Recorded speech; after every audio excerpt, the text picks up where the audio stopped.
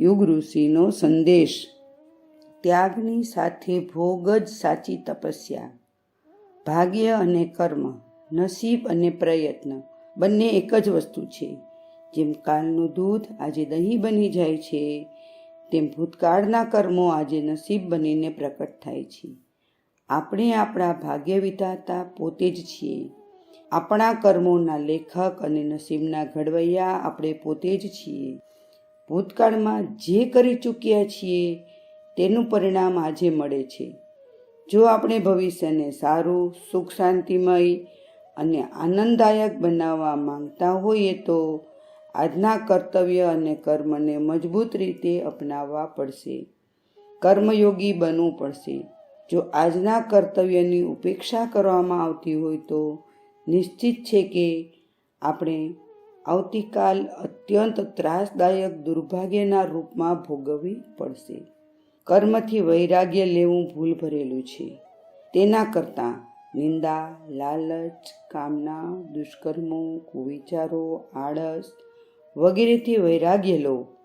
કર્તવ્ય કે કર્મથી વૈરાગ્ય લેવું એ તો વૈરાગ્ય શબ્દની દુર્ગતિ કરવા બરાબર છે.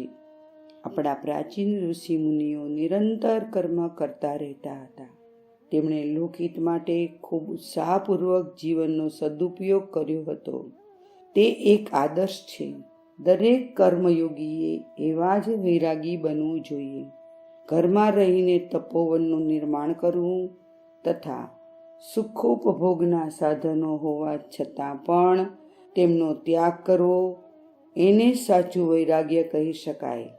અભાવના કારણે જે ત્યાગ કરવામાં આવે તે સાચો ત્યાગ હોતો નથી, પરંતુ તમામ સાધનો હોય છતાં ત્યાગી બનવું તે સાચી તપસ્યા છે.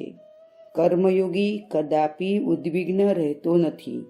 તે છાસવારે હાનિલાભના કારણે માનસિક સંતુલન ગુમાવતો નથી. તેના માટે હર્ષ તથા શોક સમાન હોય છે. સફળતા કે નિષ્ફળતાથી તેને કોઈ અસર થતી નથી, કારણ કે તેનું કેન્દ્રબિંદુ કર્મ છે. જો માણસ પોતાના કર્તવ્યનું પાલન કરતો હોય તો અસફળતાથી દુઃખી થવાનું કે સફળતાથી ખુશ થઈ જવાનું કોઈ કારણ નથી. ફળ આપનારી શક્તિ બીજી છે. આપણે તો આપણું કર્તવ્ય જ પૂરું કરવું જોઈએ. આવી ભાવના સ્થિતપ્રજ્ઞની તથા અનાસક્ત યોગીની હોય છે, જે હંમેશા બધી જ પરિસ્થિતિઓમાં પ્રસન્ન રહે છે. દુઃખ તથા કષ્ટમાં પણ તેને અપ્રસન્નતાનું કોઈ કારણ જણાતું નથી. ગાયત્રીનો ભુવ શબ્દ આપણને કર્મયોગી બનવાની પ્રેરણા આપે છે. આ આદેશને માથે ચઢાવનાર કર્મબંધનમાં ફસાતું નથી. તેથી તેને જીવન મુક્તિનો અનુભવ થાય છે. અખંડ જ્યોતિ, એપ્રિલ 1951, પૃષ્ઠ 6-7, સંદર્ભ ગ્રંથ યુગ ઋષિનો સંદેશ. શાંતિકુંજ વિડિયો ગુજરાતી યુટ્યુબ ચેનલને સબસ્ક્રાઇબ કરો તથા બાકીના વિડિયોઝનો લાભ લેવા માટે બેલ આઇકન જરૂર દબાવો. ધન્યવાદ.